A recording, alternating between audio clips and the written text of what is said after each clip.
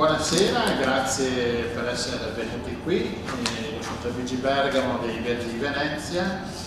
Noi come Verdi è il primo di un appuntamento e speriamo di ne faremo anche altri per quanto riguarda l'ambiente nel Veneto. Abbiamo pensato di iniziare con la caccia, con il problema della caccia nel Veneto. In effetti abbiamo dato il titolo "Quale caccia nel Veneto?", visti gli ultimi momenti che sono succeduti qua nel Veneto, tra la legge sulla caccia dei lupi, tra il discorso di questo maltempo, di questi cambiamenti climatici che avvengono, che ha scombussolato un po' tutto l'ambiente venatorio, reale, anche tra l'altro nel nostro Veneto, e quindi volevamo fare e capirci un po' di più su quello che sta succedendo con la caccia nel Veneto. E abbiamo invitato Andrea Zanoni, che è consigliere regionale del Veneto per il Partito Democratico, Massimo Vitturi della Lega Antisezione, Paolo Perlasca del WWF di Venezia e dell'Oasi degli Alberoni e Luana Zanella per i Verdi Italiani. Io volevo già fare subito i ringraziamenti all'inizio. Io volevo ringraziare Marco Trevisan, Franca Barcomini e Daniele Piozzi per avermi aiutato a organizzare questa serata. Do subito la parola ad Andrea, che ci spiega un po' cosa sta succedendo in regione sulla caccia e cosa sta facendo lui, che è il grande paladino per i cacciatori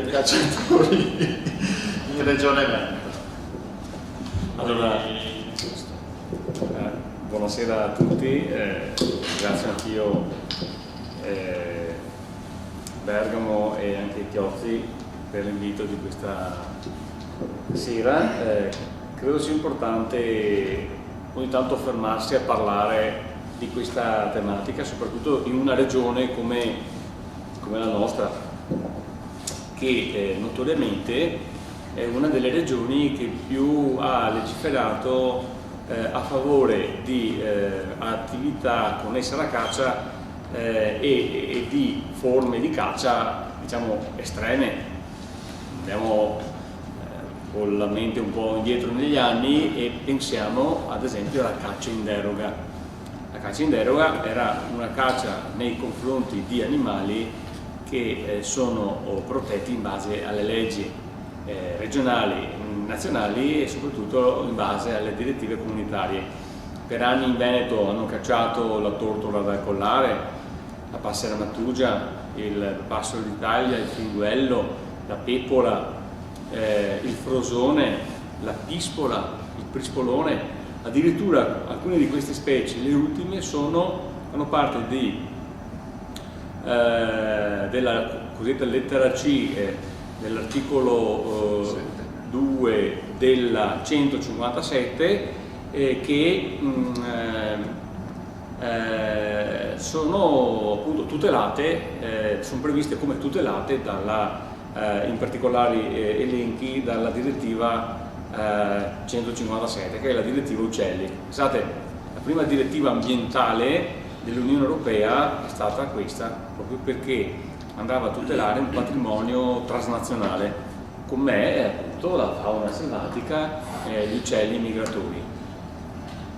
E grazie al Veneto ci sono state anche in passato delle procedure di infrazione aperte dalla Commissione Europea, ci sono state anche delle sentenze di condanna della Corte di Giustizia Europea e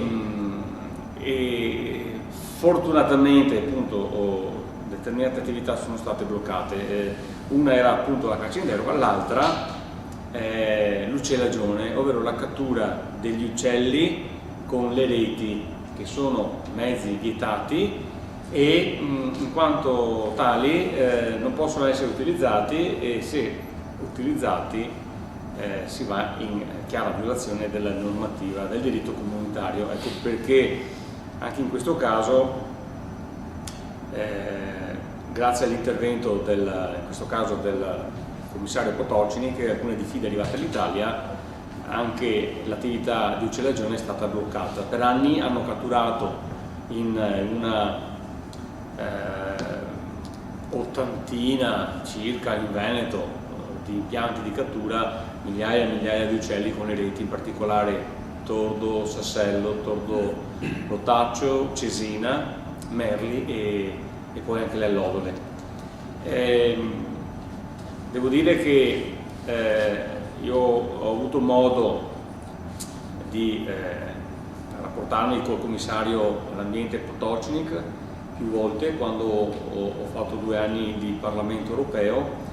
Gli ho portato numerosi documenti relativi alle autorizzazioni di questi impianti, dei rapporti e dei verbali fatti dalle guardie zoofile e che dimostravano appunto che non c'erano controlli, era un'attività totalmente fuori controllo. Ci sono stati diversi episodi, anche denunce, molte appunto delle guardie zoofile volontarie, di associazioni di tutela ambientale, e grazie a questo lavoro di squadra tra chi era sul campo e rilevava queste cose e sottoscritto che le portava direttamente in Commissione europea, sono arrivate queste diffide e abbiamo risolto la cosa. Stessa cosa vale per la caccia in deroga, che era degenerata a tal punto che serviva a coprire un'attività largamente più illecita di quello che veniva previsto, nel senso che la caccia a queste 7-8 specie di passeriformi consentiva a chi praticava questa attività di sparare praticamente a tutto.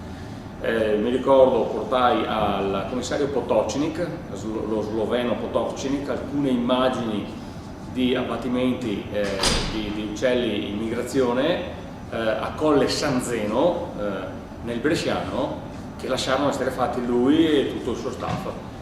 Questo contribuì a dare un'accelerata con diffide allo Stato italiano, tali dopo da aver bloccato anche questa attività. Attualmente invece in Regione Veneto in particolare vengono proposte delle leggi che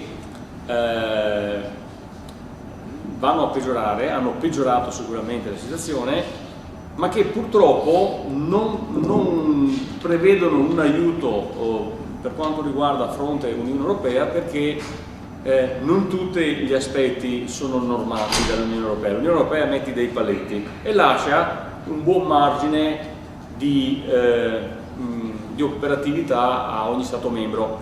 Per il principio di sussidiarietà le direttive europee valgono fino a un determinato punto, ma si entra nel dettaglio con leggi statali e con leggi regionali.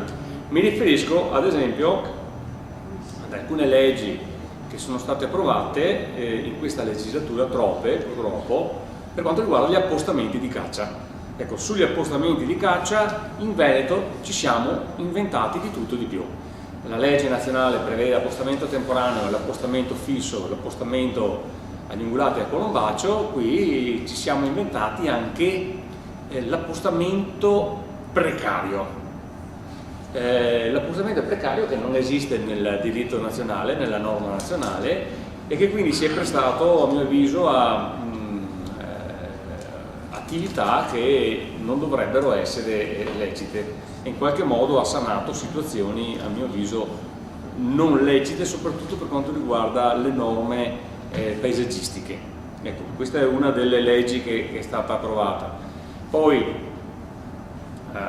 sempre sulla caccia c'è stata un'altra norma, diciamo che sono per il 90% di iniziativa di un singolo consigliere di Fratelli d'Italia, Berlato, non serve che lo dica, però avete capito. Lui rappresenta una piccola lobby, la più estremista, però il suo obiettivo principale appunto è quello di accontentare le pretese estremiste del mondo della caccia. Fortunatamente non sono tutti così estremisti, però lui ha un seguito molto importante in Consiglio regionale e detta legge sul tema caccia, e quindi ha i numeri per approvare queste norme. Una di queste leggi è stata una sanzione prevista per chi disturbava i cacciatori, non per chi disturba i cittadini o crea disagio ai cittadini, ma per chi disturba i cacciatori. Tra l'altro una norma già approvata anche in Lombardia e in Liguria, e quindi una norma che tutti si aspettavano dovesse entrare in vigore entro poco tempo. In effetti è entrata in vigore, però si è data una norma che andava a violare dei principi costituzionali, perché queste sanzioni arrivavano a 3.600 euro, cioè la vecchietta che in seguito a spari che gli fanno sotto casa va fuori, si mette a urlare ai cacciatori e li disturba o li turba, rischiava di prendersi una sanzione da centinaia e centinaia di euro. Cioè era roba. Io su questo devo dire mi sono attivato subito, si sono attivate anche le associazioni di tutela ambientale, la LAV con Massimo Vitudi, però ho voluto accompagnare degli esposti che sono stati fatti, alcuni li ho fatti io di persona, con degli incontri con gli uffici legislativi dei ministeri competenti. E devo dire che il governo ci ha dato una mano, nel senso che ha deciso di impugnare entro i famosi 2 mesi la norma per incostituzionalità, e dopo la cosa è andata anche a buon fine, fortunatamente, perché la Corte Costituzionale l'ha dichiarata legittima ed è stata stralciata.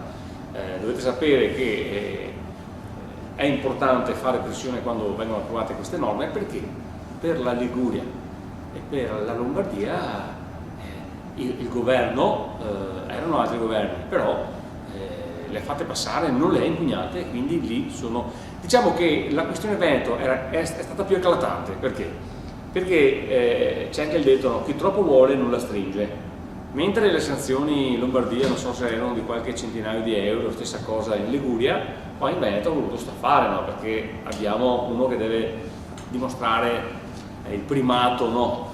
E quindi questo gli ha creato qualche guaio, perché c'è stata una bella mobilitazione, ci sono state anche manifestazioni in Consiglio regionale, quindi se ne è parlato a livello regionale, ma anche la notizia è andata anche sui media nazionali. So che addirittura ne ha parlato anche in uno sketch Natalino Balasso, il comico, quindi ne parlavano tutti, e quindi quando ne parlano tutti dopo cresce la sensibilità anche nelle istituzioni, quindi il governo ha deciso di impugnarla. Sicuramente se venivano impugnate le norme della Liguria e della Lombardia, siccome il principio era lo stesso, sarebbero state impugnate, ma non sono mai arrivate in Corte Costituzionale quelle norme. Dopodiché abbiamo un'altra norma odiosa che fanno ogni anno viene prorogato il piano faunistico venatorio regionale. Abbiamo questi piani che sono i piani regolatori della caccia, dovrebbero durare 5 anni, ormai è scaduto da 10 anni, cioè la cosa 11 ormai, siamo arrivati 11 o 12 anni che andiamo a rispolverare un piano vecchio. Pensate che in quel piano lì, per dirvi, non esiste, siccome il piano faunistico venatorio va a vedere il territorio e la fauna, in quel piano non esiste la superstrada del Montana Veneta, che ha bruciato la bellezza di 850 ettari. Quindi abbiamo un piano che ha dei parametri attualmente misurati su una superficie sicuramente molto maggiore di quella che è, perché oltre alla superstrada del Montana Veneta ci sono state tantissime anche altre opere, e ogni anno viene prorogato senza un minimo di vergogna. Anche questa è un'altra delle leggi, appunto questa è una legge che fa comunque di iniziativa la giunta regionale, quindi questa è voluta proprio da Zaia. Sono incapaci a fare il nuovo piano. Perché? Perché non lo so, bisognerebbe chiederlo, ma sono totalmente incapaci, nel senso che i funzionari forse, ci sono. Forse gli conviene mantenere quello che c'è per convenienza. Mantenere quello che c'è. Io ho paura che vengano peggiorate di molto le cose, perché se da un lato è vecchio il piano, dall'altro lo possono sempre peggiorare diminuendo le aree protette, magari proteggendo aree non vocate, perché uno dei trucchetti dei piani faunistico venatori sono quelli di tutelare aree, no? Mettendo un divieto di caccia dove già c'è, non so, ad esempio da noi l'hanno messo vicino al campo da calcio, ecco, sono già vietate per le norme di sicurezza, appunto le distanze di sicurezza, dopo ti fanno OSI e zone di popolamento e cattura in zone industriali o nella laguna viva o negli aeroporti militari. Cioè, non mi ricordo lavoravo alla Benetton e il prato del parcheggio interrato della Benetton era zona di ripopolamento e cattura, vietata la caccia. Cioè, se uno va a vedere cosa intende la legge per quelle zone, dove la fauna sosta e si riproduce. Prato inglese su uno strato di 20 cm di terreno. Questo è il Veneto. L'ultima che riguarda la Regione Veneto come legge è quella che va a modificare un articolo relativo ai controlli e dice che per contrastare il bracconaggio vengono stanziati 350.000 euro. Uno immaginerebbe alle guardie volontarie, alle guardie provinciali, al corpo forestale, no, alle associazioni venatorie, 350.000 euro. Io l'ho considerata una marchetta, l'iniziativa è sempre stata di Berlato ed è una cosa che ha gridato allo scandalo, perché adesso siamo in fase di bilancio, presentiamo emendamenti per finanziare ad esempio attività sociali, per finanziare i buoni pasto, i buoni scuola, i trasporti per gli studenti, per gli anziani, l'assistenza per i disabili, cercare di dare qualche cosa perché sono veramente alla canna del gas e non si trovano i fondi. 350.000 euro per le associazioni venatorie le hanno trovate. Io tra l'altro sono andato a vedermi, perché sto controllando, non è facile seguire tutto perché bisognerebbe essere uno staff, non un consigliere ma uno staff, e sono andato a vedermi anche come stanno spendendo questi soldi, e sono finalizzati a contrastare il bracconaggio, però ho trovato che tra le varie iniziative fanno tantissimi incontri, poi per pochi incontri 20.000 euro, 34.000 euro, 35.000 euro, 32.000 euro, 23.000 euro, cioè veramente non lo so che cosa faranno.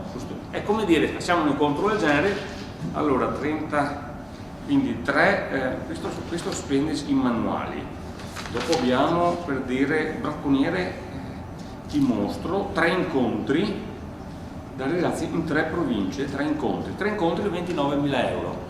Cioè 10.000 euro incontro. Quanto è costato questo incontro qua? 75 euro, 10.000 euro, probabilmente sono un po' più cari.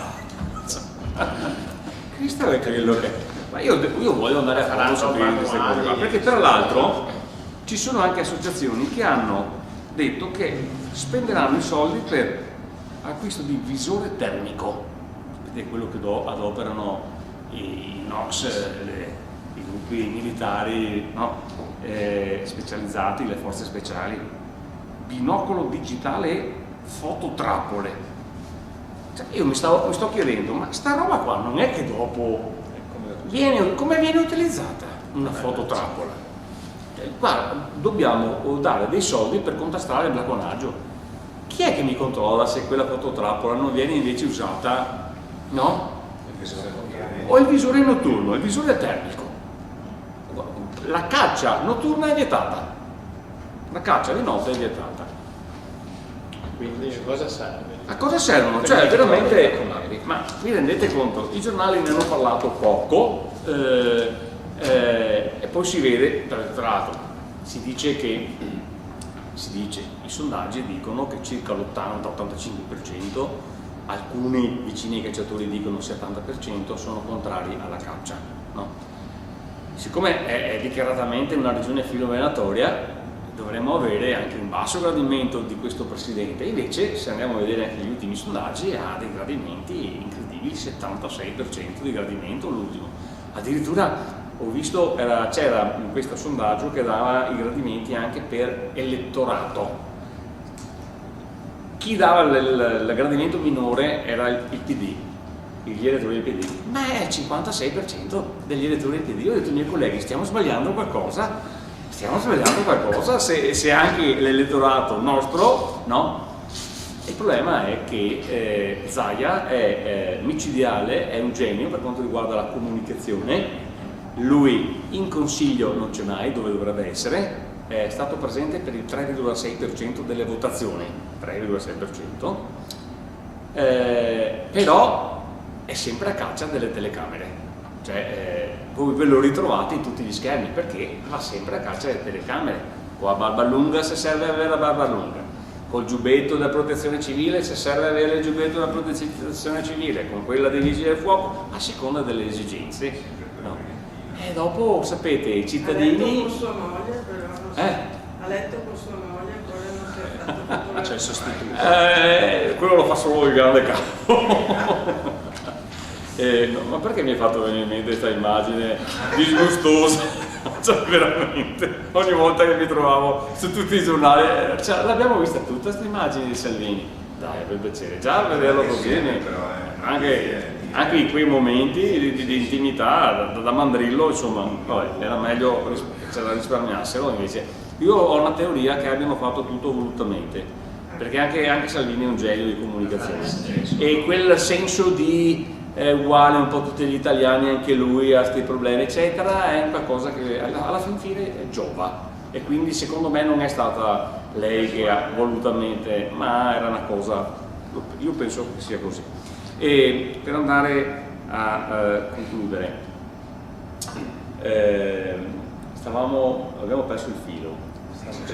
Sì, il discorso questa questione qui di sti fondi ad esempio, ma chi lo sa? Non si sanno, perché i giornali sono tutti, diciamo, incantati da Zaia, e i cittadini dopo giudicano Zaia e il suo governo in base a quello che fa. Lui ha salvato il Veneto dall'uragano, avete visto, era ovunque, sono stati bravissimi, per carità, però anche se lui restava in ufficio, secondo me riuscivano a fare tutto lo stesso, anche se Salvini non veniva qua, si risolveva tutto lo stesso. Devo dire che qua, in merito all'uragano, a quello che è successo, sicuramente una presenza, abbiamo avuto presenze che potevano starsi a casa loro, anche Di Maio compreso, ma quello che veramente doveva venire in sopralluogo, 100.000 ettari di foresta in Veneto rasa al suolo, un uragano che mai nella storia aveva creato un disastro del genere, chi doveva venire? Non è venuto, è il ministro Costa. E il ministro Costa si gira dall'altra parte. Guarda, sono cose, ne parlavo oggi proprio con Massimo, cioè sono venuti tutti quelli che non c'entravano, il ministro dell'ambiente non è venuto, io gli ho scritto una lettera anche per chiedergli di intervenire, perché c'è la regione inadempiente sulla questione della caccia, cioè ci sono 100.000 ettari di foreste rase al suolo, devi bloccare la caccia fino a fine stagione venatoria. Noi in 14 comuni hanno bloccato la caccia in 14 comuni a Belluno e nelle aree colpite dall'uragano dove le foreste sono cadute, ma non è così che fai le cose, cioè proteggi il cimitero, vietato di caccia nella foresta rasa al suolo, cioè proteggerai gli animali, quei pochi che si sono salvati, a vietare la caccia dove gli animali sono morti e dove non hanno più un habitat, cioè sono cose folli queste qua. E il ministro dell'ambiente, allora sono andato a vedermi, perché qualcuno mi ha detto ma il ministro dell'ambiente non può fare niente. Sono andato a vedermi, siccome la storia la conosco, c'è una ordinanza, il ministro dell'ambiente di fronte all'inadempienza delle regioni può fare un'ordinanza, e la può fare lui. Ripa di Meana nel 1992 fece un'ordinanza che vietò la caccia, era dovuta in quel caso a eventi climatici, come prevede la legge, però relativi al freddo. Cioè io, quando ho saputo che Costa era stato nominato ministro, ho fatto un post sulla mia pagina Facebook dicendo bene, perché sapevo il suo curriculum e la sua storia. Adesso devo dire bene, bravo come uomo del corpo forestale, adesso sono carabinieri forestali, ma come ministro. Un'altra cosa, non è caccia ma è sempre tutela dell'ambiente, la Regione Veneto approva una legge sui parchi dove prevede nel consiglio direttivo i proprietari terrieri, in violazione del diritto statale, perché i proprietari terrieri sono rappresentanze di categorie come lo è l'UEF, le associazioni ambientalisti, le associazioni dei venatori, dei pescatori, dell'agriturismo e quant'altro, e vanno dentro la consulta o dentro l'assemblea del parco, non nel consiglio direttivo dove ci sono i sindaci e la regione, dove si decide come spendere i soldi, dove si approva il piano ambientale. Li hanno messi lì. Io ho i documenti dell'avvocatura della Regione Veneto che dicono che è incostituzionale sta cosa qui. Allora, cosa succede? Come faccio sempre, dopo una legge incostituzionale vado a Roma, faccio l'esposto, ma dopo vado a Roma, vado a incontrare i funzionari. Ero convinto che impugnassero la legge. Chi doveva impugnare la legge era il ministro dell'ambiente, chi doveva fare la voce grossa. L'hanno fatta passare. Cioè, tra l'abusivismo, cioè tra il condono di Ischia, tra la questione dei limiti dei fanghi in agricoltura, tra il fatto che non ha bloccato questa legge e adesso col fatto che è successo una cosa apocalittica con un uragano che ha spazzato via 100.000 ettari di foresta e non si fa sentire, ho cambiato parere e idea su questo ministro. Ma veramente? Cioè, sono esterrefatto, ma siamo intervenuti anche con 2 colleghe, tra l'altro anche con una collega 5 Stelle, la Patrizia Bartelle, con un comunicato chiedendo, adesso è uscita, l'altro giorno è uscita dai 5 Stelle, ma chiedendo, caro ministro, cosa fai? Cioè, perché non...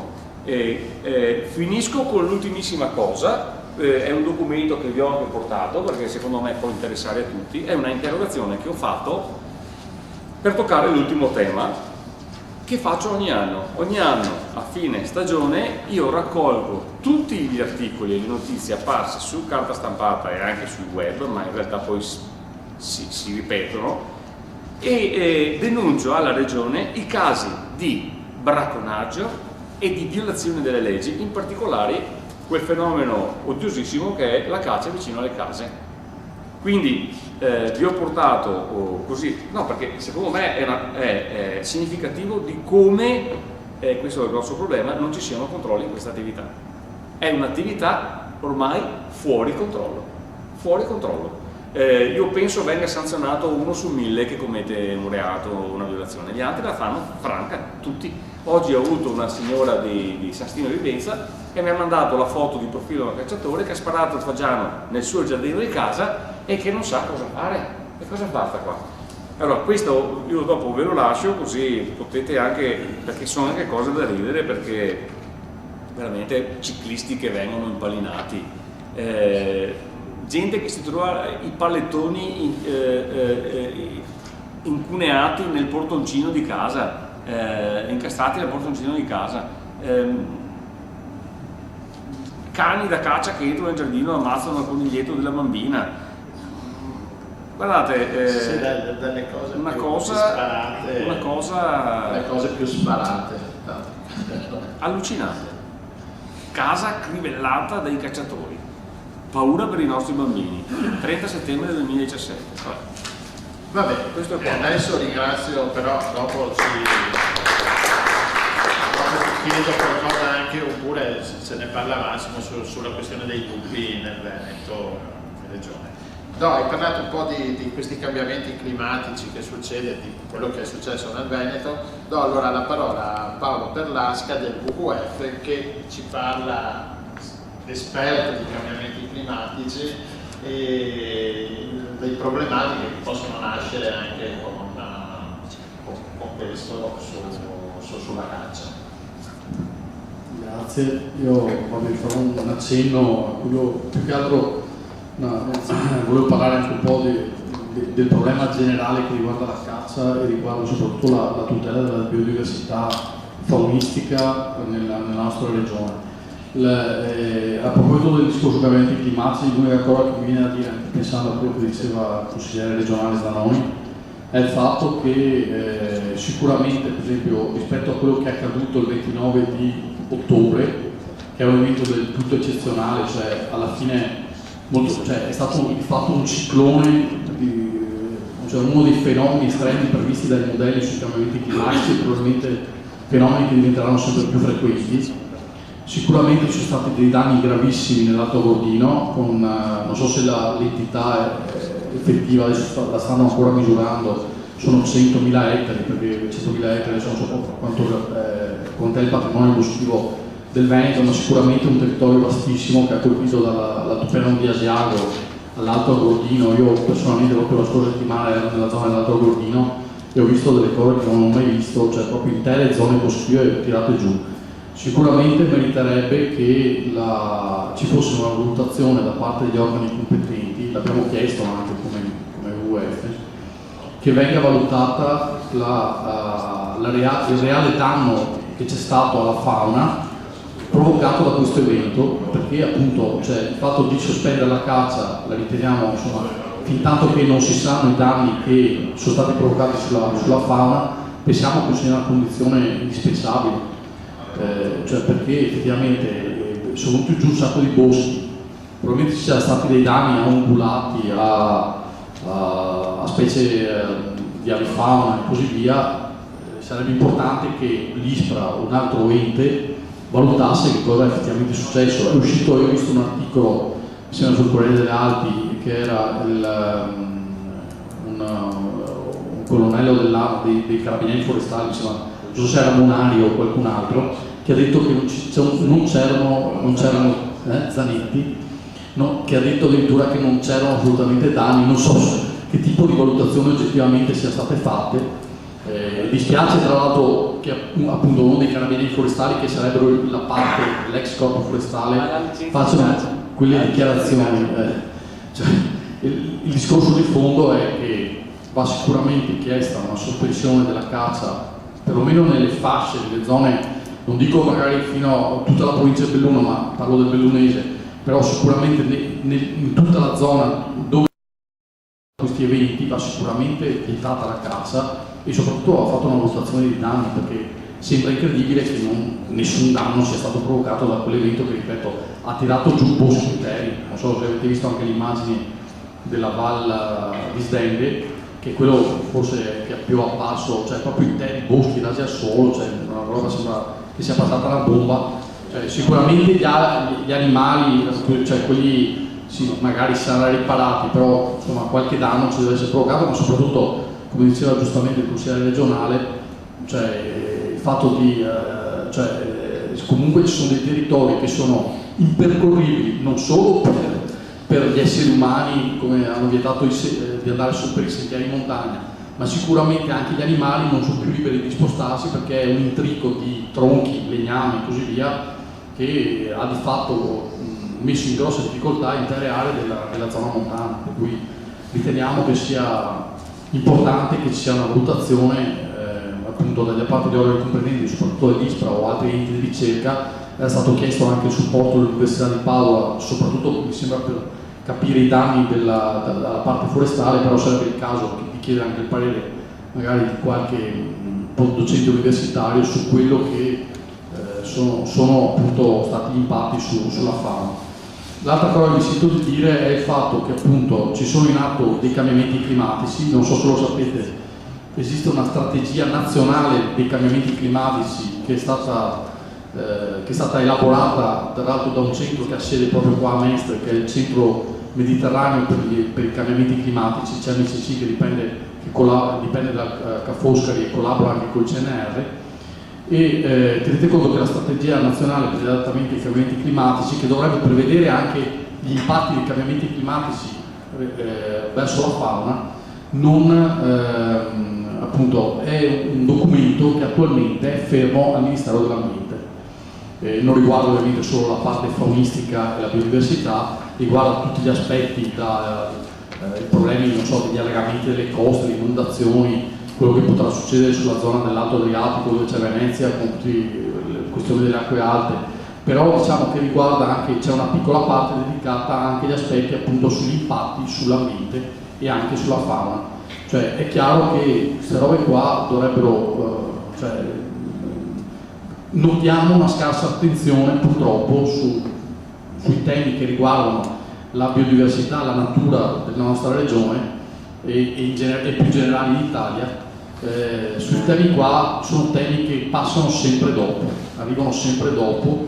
Sicuramente ci si preoccupa dei cambiamenti climatici per le comunità umane, però sarebbe bene pensare anche a quello che succede all'ambiente esterno, all'ambiente naturale, alla fauna, che sicuramente, secondo proprio l'ultimo report di PCC, è previsto che nell'arco di 50 anni, se non si abbattono drasticamente le le emissioni di CO2, ci saranno anche dei impatti importanti sui vertebrati e addirittura sugli insetti, perché evidentemente tutte queste ondate di calore, questi fenomeni legati a eventi siccitosi, di cui magari qua in Veneto, magari meno, ma in altre regioni d'Italia ci sono stati forti fenomeni di questo genere, sicuramente provocano un danno, uno stress alla fauna, per cui questi aspetti qua dovrebbero secondo noi essere considerati maggiormente, e magari visto che c'è il consigliere regionale qua presente, se fosse possibile insistere sulla regione che chieda, visto che di fatto fa parte più o meno della stessa linea politica,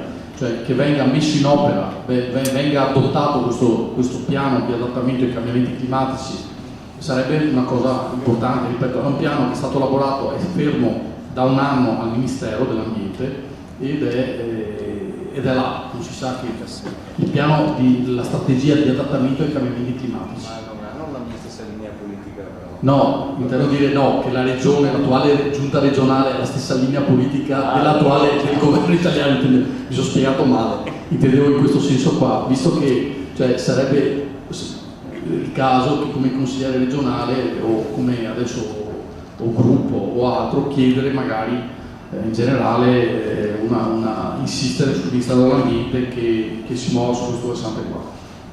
Dico invece due parole in generale sulla questione caccia e gestione faunistica.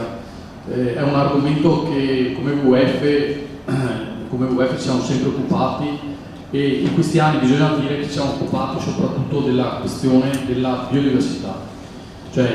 Sicuramente la caccia è uno degli elementi di prelievo di fauna appunto, che può rappresentare un impatto sul patrimonio faunistico della nostra regione, e come WWF la cosa più importante che ci sentiamo di dover dire, su cui concentrarsi, è l'aspetto della biodiversità, che è una cosa forse più complessa della gestione faunistica da sola, nel senso che gestione della biodiversità significa tutelare appunto le comunità vegetali e animali nel loro ambiente, e qua si apre un capitolo enorme, perché basti pensare che le maggiori minacce per la conservazione della fauna non sono soltanto l'aspetto venatorio, ma se pensiamo alla nostra regione, parlava prima appunto il consigliere, addirittura la gente ormai spara vicino alle case per un ovvio motivo. Il nostro territorio è densamente urbanizzato, soprattutto la pianura, non si trovano neanche più pochi spazi naturali, e i cacciatori addirittura vagano in giro alle campagne, ormai vicino anche ai centri abitati, pur di sparare a qualcosa.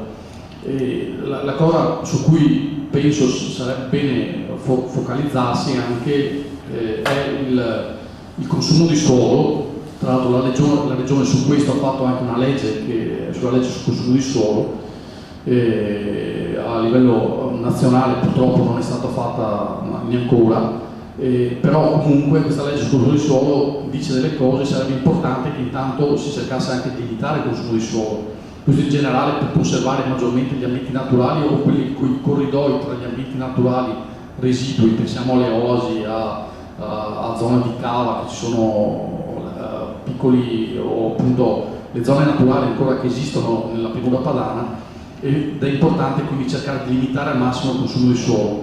L'altro aspetto sicuramente cercare di evitare la distruzione di boschetti, di ambienti di qualsiasi genere, ed è un aspetto non secondario.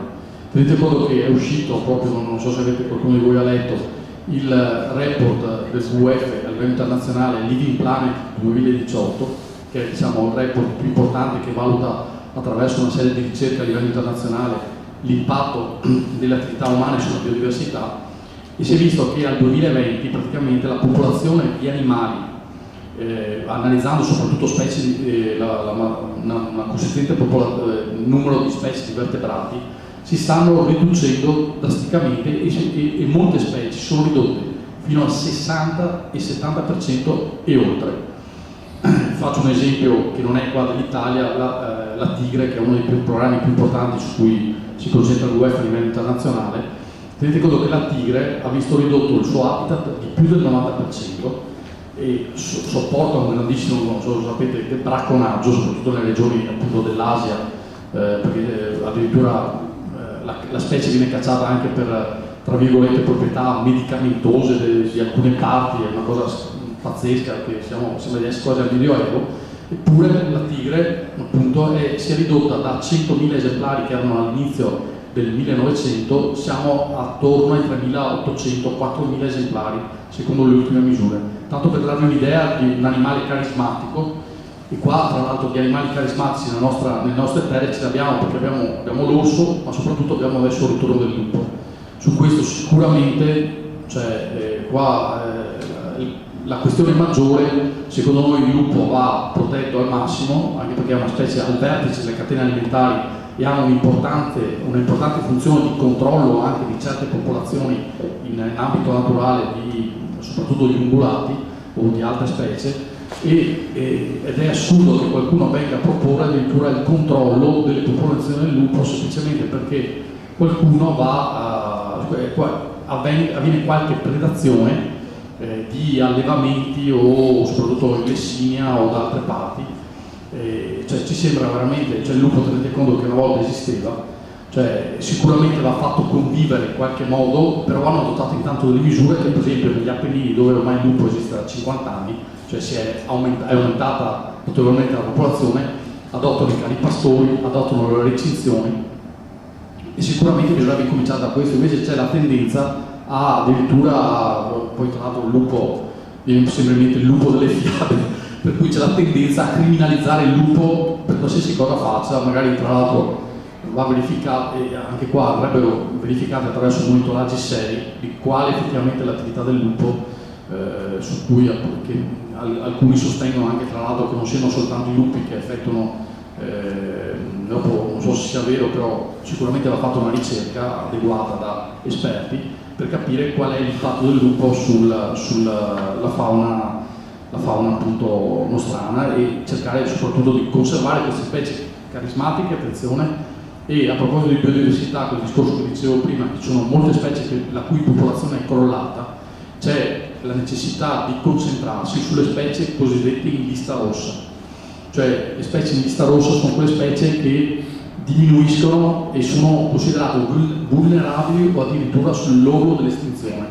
Tenete conto, ce ne sono diverse, tra l'altro io mi occupo in particolare di progetti su alcune di queste specie e ripeto, però è un problema veramente grosso, perché rischiamo che o per la caccia o anche per altri fenomeni legati alla riduzione dell'habitat, che molte specie anche nel nostro territorio rischiano di estinguersi, soprattutto nella pianura appunto soprattutto alcune specie di avifauna che sono in drastica diminuzione, non solo, ripeto, per attività venatoria, ma anche per altre attività legate per esempio all'inquinamento, a pesticidi e così via. Però sicuramente il prelievo può avere un effetto. E aggiungo una cosa, oggi il tema su cui si concentra la caccia, allargherei lo sguardo anche a quello che succede in acqua, perché tenete conto che, non so se sapete, la fauna ittica sia di acqua dolce sia di mare sta subendo delle drastiche riduzioni, o addirittura la fauna ittica, non so se lo sapete, ormai la maggior parte dei pesci che compongono le popolazioni dei nostri fiumi sono per oltre la metà specie, tra virgolette, cosiddette aliene, specie che non sono originarie dei nostri ambienti, che sono diffuse anche perché diffuse volontariamente dall'uomo. Penso, non so se qualcuno di voi ha mai visto un siluro, che viene tra l'altro intensamente cacciato, si è pescato anche in alcune zone, e tenete conto che c'è un problema appunto di disequilibrio sulla fauna ittica, come c'è anche un disequilibrio sulla fauna in mare. Si parla poco, ripeto, anche se l'argomento pesca aprirebbe un fronte ancora maggiore, ma tenete conto che, lancio un messaggio, si sta cercando di istituire delle zone protette a seguito, proprio come WWF a livello internazionale, ma soprattutto l'Unione Europea ha imposto allo Stato italiano e alla Regione Veneto di istituire una grande area protetta marina al largo delle coste venete, e tenete conto che anche su questo ci sono i pescatori che hanno purtroppo alcune similitudini con alcune frange di cacciatori che sono in terraferma, che si oppongono drasticamente alla riduzione della pesca in certe zone, paventando che il mondo della pesca potrebbe crollare e così via. Tenete conto che, non so se lo sapete, alcune specie che si pescano nei nostri mari sono al limite della sostenibilità, del prolungamento della propria popolazione, ma non specie, non so, tipo il tonno rosso, tanto per dire una, ma addirittura specie tipo le sardine o anche specie più comuni che vengono intensamente pescate purtroppo e su cui meriterebbe appunto una maggiore attenzione e ripeto, e come UEF, ma soprattutto ripeto a livello nazionale c'è un tavolo di lavoro dove c'è anche ISPRA, si sta spingendo per creare questa grande area protetta al largo delle coste venete. Pensiamo che sia una cosa importante che riguardi proprio il tema della biodiversità. Un'ultima cosa e concludo, penso che sia molto importante il fatto di arrivare alla fine delle proroghe sul piano faunistico venatorio.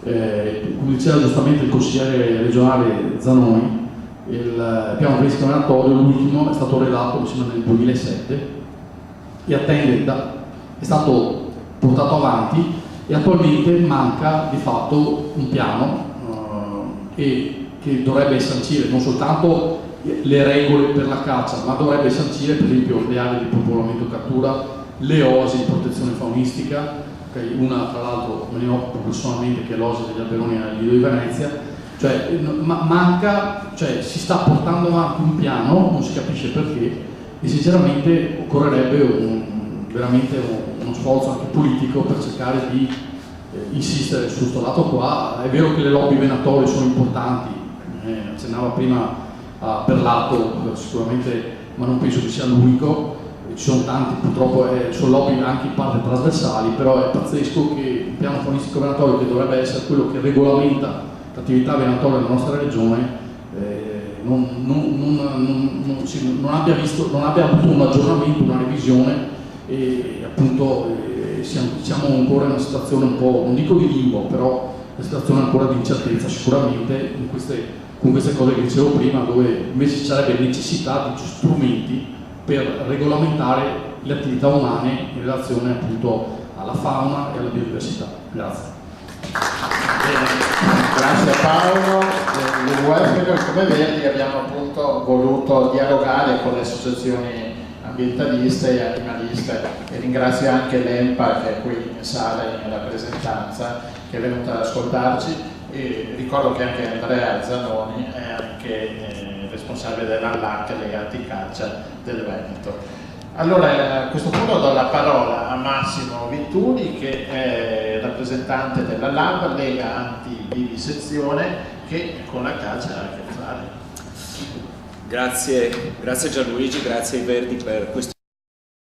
Lega Antivivisezione c'ha a che fare con la caccia, anche se il nome potrebbe trarre in inganno in effetti. Io partirei dalla domanda della serata, no? Quale caccia per il Veneto? E per noi la risposta è molto semplice: è la caccia che non c'è, perché è quasi banale ovviamente, perché come associazione perseguiamo ovviamente l'abolizione totale della caccia e di ogni forma di controllo faunistico.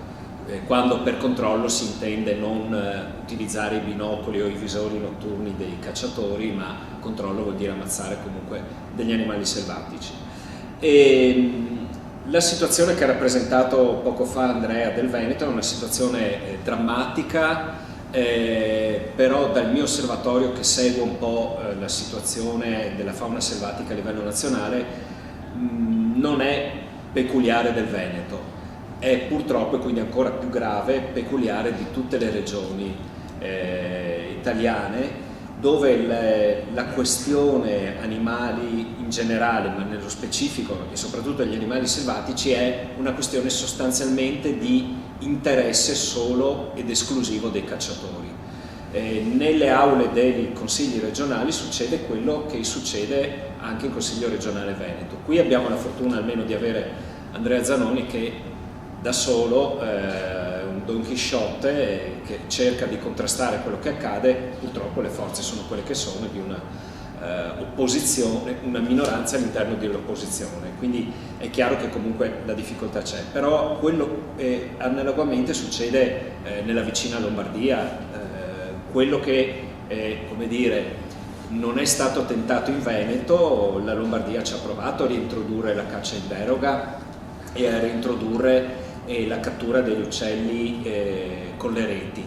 Poco fa, a inizio ottobre, grazie a una mobilitazione e di alcuni consiglieri regionali e di tutte le associazioni del mondo animalista e ambientalista, si è riuscita a bloccare, ma anche grazie a delle, come dire, consigli / minacce arrivate dal governo nazionale su stimolo sempre delle nostre associazioni, è stata bloccata questa iniziativa. Però per dire che ne fanno di ogni colore in tutte le regioni italiane. Perché? Perché quel famoso 80% a cui si accennava prima di cittadini contrari alla caccia poi non si ripropone all'interno dei consigli regionali, e le questioni che riguardano gli animali selvatici vengono gestite da chi in quei posti ha degli interessi ben precisi, come veniva citato un consigliere regionale qui in Veneto, ma come succede appunto nella vicina Lombardia, dove l'assessore alla caccia è un cacciatore, e analogamente in tutte le altre regioni italiane. Perché? Perché la compagine venatoria è una compagine molto unita dal punto di vista politico, o meglio elettorale, di partito. A differenza degli ambientalisti, animalisti, che hanno perso ogni riferimento, e siamo in casa dei Verdi, spiace dirlo, proprio se c'era un riferimento era appunto quello dei Verdi degli anni 80, primi anni 90, è sparito questo riferimento, gli ambientalisti vanno ognuno per conto proprio, no? Un po' dove li porta la sensibilità personale. A differenza nostra invece i cacciatori sono molto più compatti, e quando c'è un rappresentante all'interno delle istituzioni che promette qualcosa per loro, la loro fede di cacciatori li porta uniti in quella direzione, quindi li porta addirittura ad avere degli assessori, ma lui è stato anche il consigliere Berlato, è stato assessore alla caccia in Veneto, quindi ad eleggere un proprio assessore di riferimento, ed ecco che così spiazza completamente il mondo ambientalista, animalista d'altra parte. Io credo che su questo è un problema di assenza proprio, quindi nelle aule consigliari, di assenza delle nostre tematiche. Se anche sull'ambiente qualche piccola fiammella di interesse in qualche misura ci può essere, sparisce completamente quando si parla di animali. E su questo mi ricollego alla questione dei drammi ambientali che abbiamo subito soprattutto in provincia di Belluno e di Vicenza, dove proprio, guarda caso, è stato simbolico quelle ordinanze del presidente Zaia. La prima ordinanza l'aveva fatta di sospensione delle attività venatorie in provincia di Belluno e di Vicenza, sia per le questioni di sicurezza legate ai drammi del territorio, ma anche per la tutela della fauna selvatica.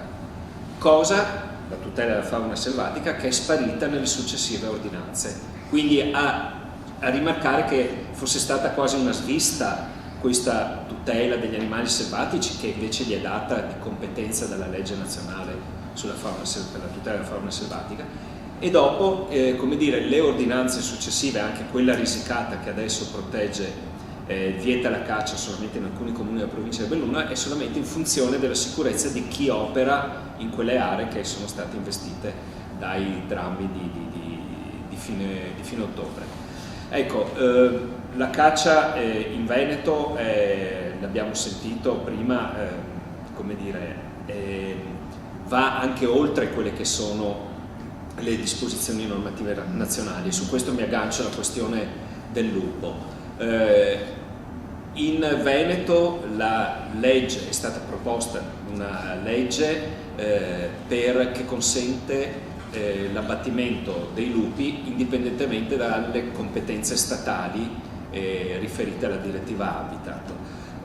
La legge è stata licenziata dalla commissione competente, al momento non credo sia stata calendarizzata, chiedo ad Andrea in aula, ma no, non mi pare. Deve ancora passare in Commissione Agricoltura. Allora, Allora è ormai è la quinta volta che è all'ordine del giorno della Commissione Agricoltura e per la quinta volta si inventano una scusa per non affrontarla, perché hanno un grosso problema. Quando l'hanno presentata pensavano andasse tutto liscio. Nel frattempo il governo ha impugnato quella del Trentino e quella di Bolzano. Loro hanno fatto in Veneto il grave errore di presentarla identica e quindi è matematica certezza che gliela impugnerebbero, e quindi adesso si trovano veramente in grosso imbarazzo perché hanno una legge lì che nessuno più vuole affrontare perché sanno che farebbero una figura da chiodi. Talmente uguale, identica a quelle di Bolzano, che hanno proprio fatto, questo lo dico come nota di colore, hanno fatto proprio il copia e incolla, tant'è che un errore che era riportato nella legge di Bolzano, ovvero identificare la specie del lupo come Lupus canis e non Canis lupus, loro hanno appunto riportato anche nella proposta di legge veneta il lupo tra parentesi Lupus canis, quindi sbagliando la notazione scientifica della specie, quindi proprio il copia e incolla, hanno cambiato solo dove era provincia autonoma in Bolzano, hanno messo regione Veneto, per il resto identica. È bloccata, si sono resi conto di averla fatta grossa, tant'è che già dicono che per loro questa è una cosa che serve per portare all'attenzione del governo nazionale, no? come fossimo noi associazioni che raccogliamo firme con i tavoli per strada, questi che hanno la maggioranza in Consiglio regionale del Veneto hanno bisogno di fare questa legge bandiera per avere udienza al governo, quando il piano nazionale del lupo è a questo momento fermo in discussione in conferenza Stato-Regioni, che è il corridoio istituzionale privilegiato delle regioni per discutere delle cose e confrontarsi con il governo, perché si chiama conferenza Stato-Regioni appunto. Quindi è chiaro che anche l'approccio cialtronesco di questa maggioranza regionale su questi temi delicatissimi, sui quali non hanno assolutamente idea su come funzionino le cose, perché vi faccio presente un'altra cosa sulla questione del lupo: i bandi per l'acquisto delle misure di prevenzione, recinti, cani da guardiania per la Messina sono stati pubblicati dopo che gli animali erano stati monticati, ovvero dopo che le mandrie bovine e ovicaprine erano state portate in Lessinia. Quindi vuol dire io acquisto i mezzi di prevenzione quando gli animali sono già a rischio di essere attaccati dal lupo. È ovvio che se dopo succede una predazione, accade una predazione, è ovvio che quindi la responsabilità è di questa regione, che è innetta e non è in grado di gestire una criticità. Una criticità che, ricordiamoci bene, il lupo può essere un problema, soprattutto dove non vengono adottate misure di prevenzione, ma il lupo va ad agire in un comparto, che è quello allevatoriale, che è alla canna del gas, come si dice con termini tecnici, perché teniamo presente che oggi produrre un litro di quel latte costa di più di quello che si guadagna, cioè gli allevatori vengono pagati con 0,30 centesimi mediamente quando gli va bene, se no sono 0,20, e produrre il litro di latte gli costa 0,60 mediamente. Vivono grazie ai finanziamenti e ai contributi europei.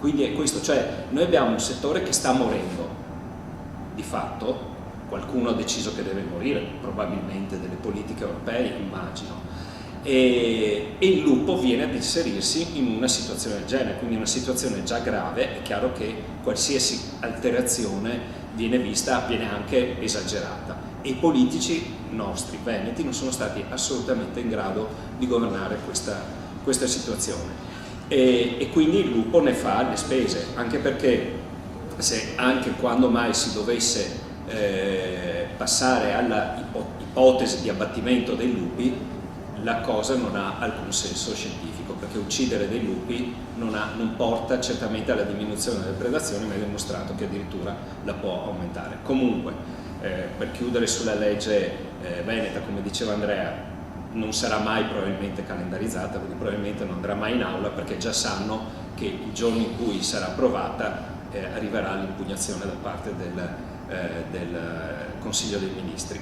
Quindi su quello io non mi preoccuperei troppo. Bisogna adesso lavorare perché il piano nazionale di gestione del lupo, che prevede numerose misure gestionali, venga approvato senza la parte che prevede l'uccisione, perché in prima stesura nel 2015 ancora prevedeva la possibilità di uccidere e i lupi e i cani vaganti e gli ibridi.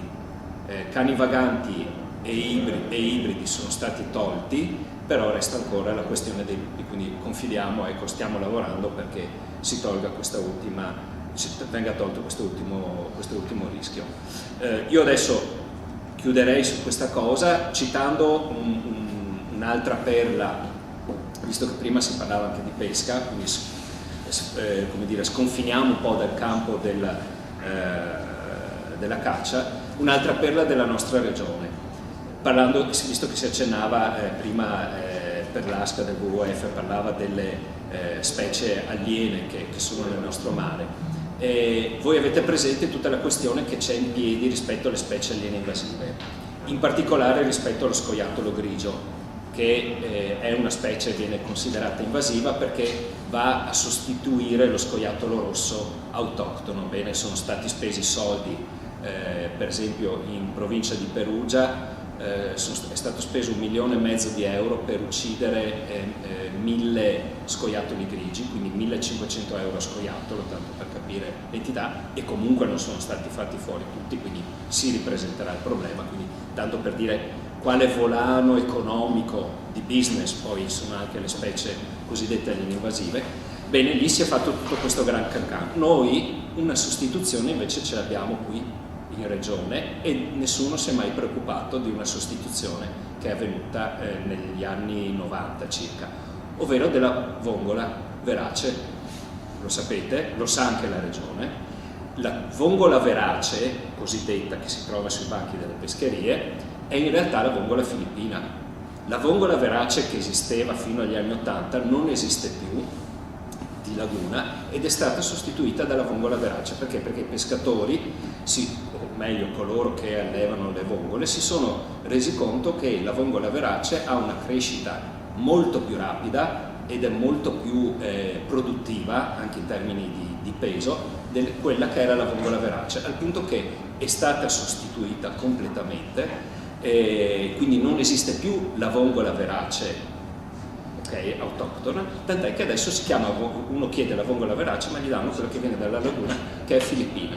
Nessuno ha messo becco sulla questione, pur essendone perfettamente a conoscenza di questa avvenuta sostituzione, quindi della decantata tutela della biodiversità. Perché? Perché è un comparto economico estremamente pesante, importante, e perché sappiamo che anche i pescatori chiogiotti, quando gli si va a mettere magari qualche bastone fra le ruote, non esitano a tirare fuori strumenti molto persuasivi, diciamo.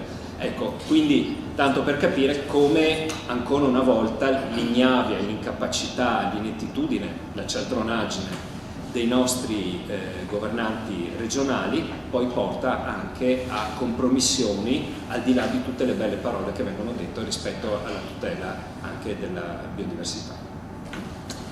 Grazie Io inviterei adesso Luana Zanella, che è coordinatore e coordinatrice dei Verdi Italiani,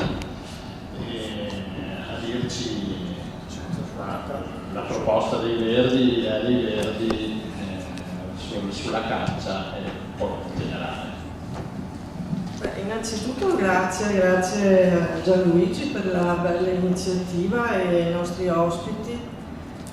È davvero importante che chi comunque come noi Verdi ha a cuore l'ambiente, la vita animale, l'equilibrio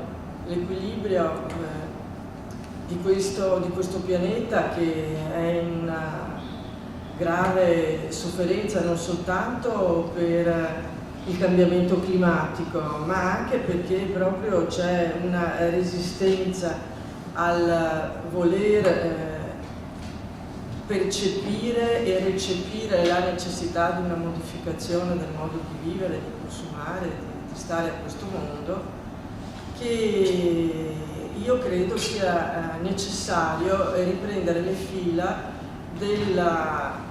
non soltanto del movimento ambientalista, come giustamente si diceva più unito, ma anche dell'ecologia politica, insomma, che evidentemente l'associazionismo non è sufficiente se non c'è anche all'interno delle istituzioni una forza con una massa critica tale da poter incidere. Per quanto possa essere bravo, come io so, lo conosco da tantissimi anni, il nostro consigliere regionale Zanoni, non può essere lasciato praticamente da solo, perché c'è anche, come dire, un senso di impotenza che sicuramente ti prende a fronte del fatto che lobby, come in questo caso le lobby della caccia, riescono a essere più forti della maggioranza silenziosa, questa sì, che invece è contro la caccia. I cacciatori, come è noto, proprio oggi, in vista di questa nostra riunione, guardavo i dati.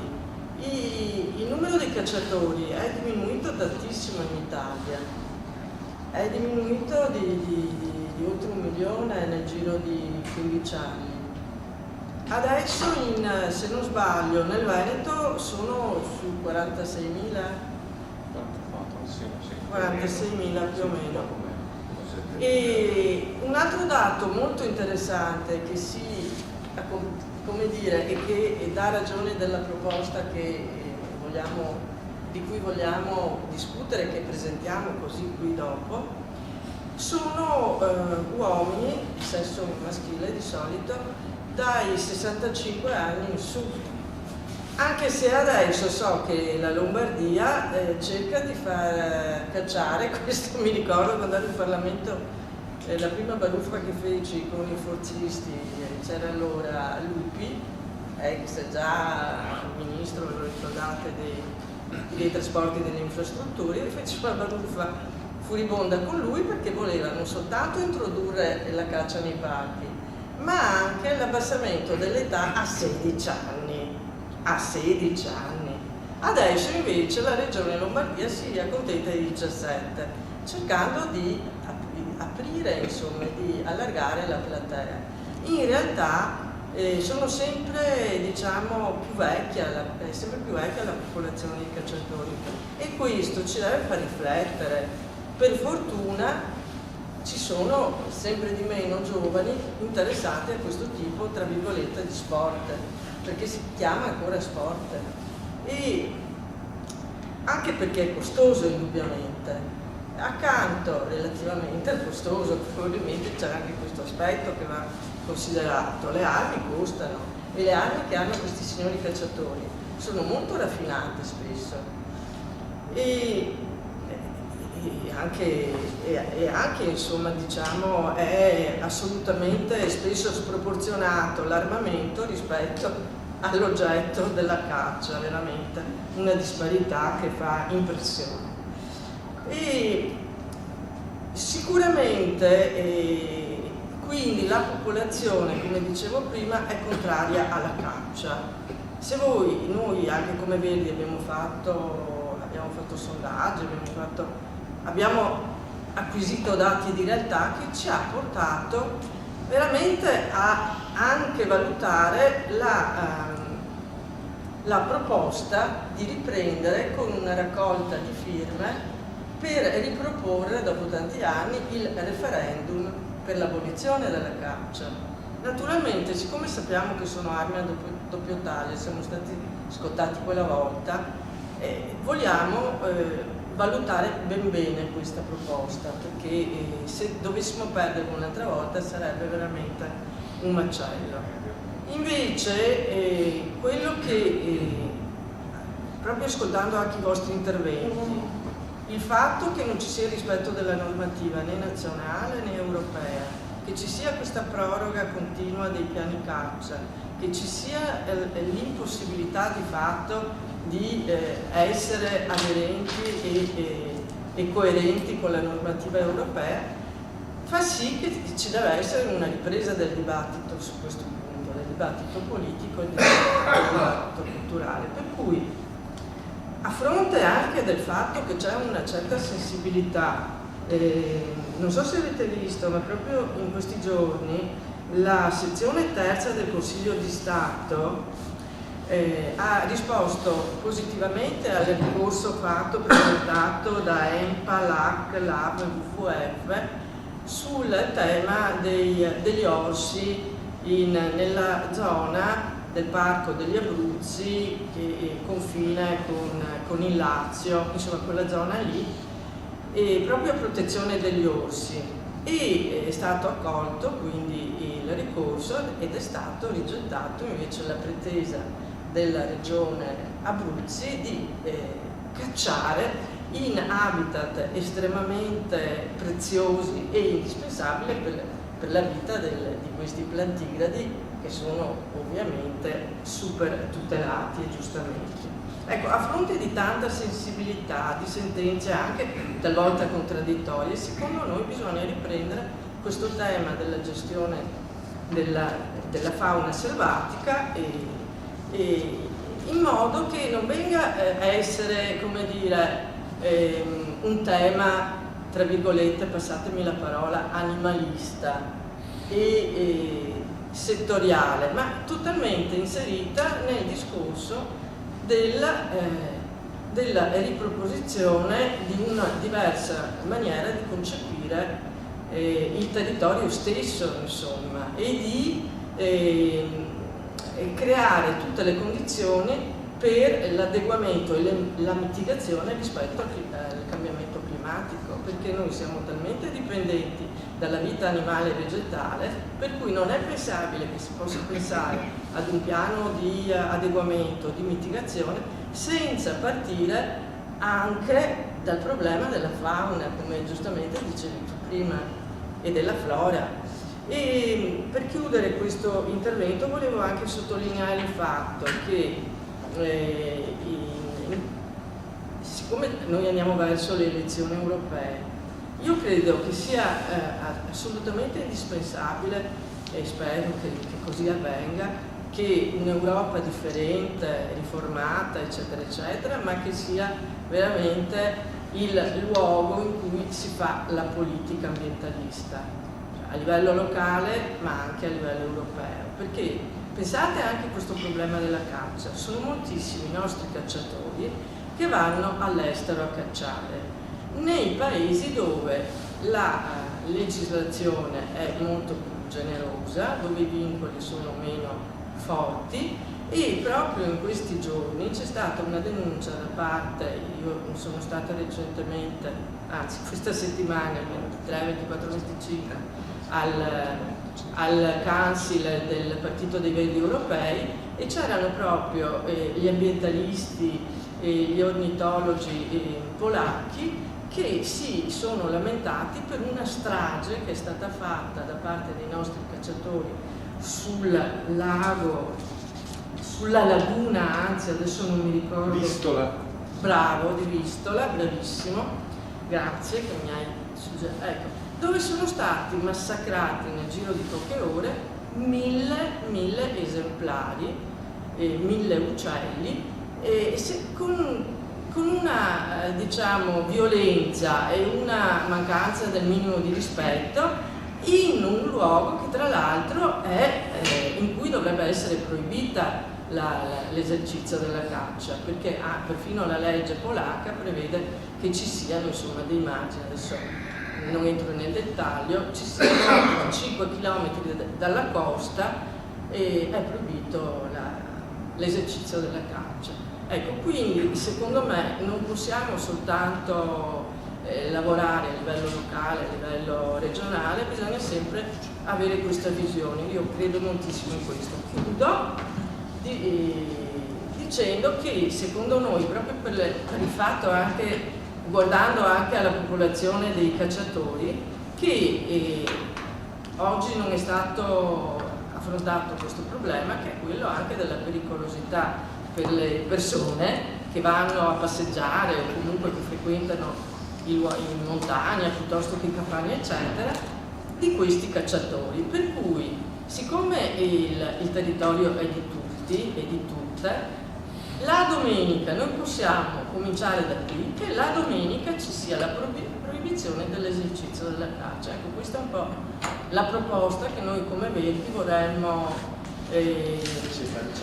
lanciare, adesso in modo sloganistico, però facendo una proposta molto precisa e anche in collaborazione con le associazioni che possono darci dei consigli su come precisarla e dettagliarla.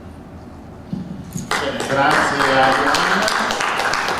Questa è la proposta dei Verdi del Veneto di lanciare appunto questa idea, non la caccia di domenica, e far sì appunto che il territorio sia di tutti e di tutte.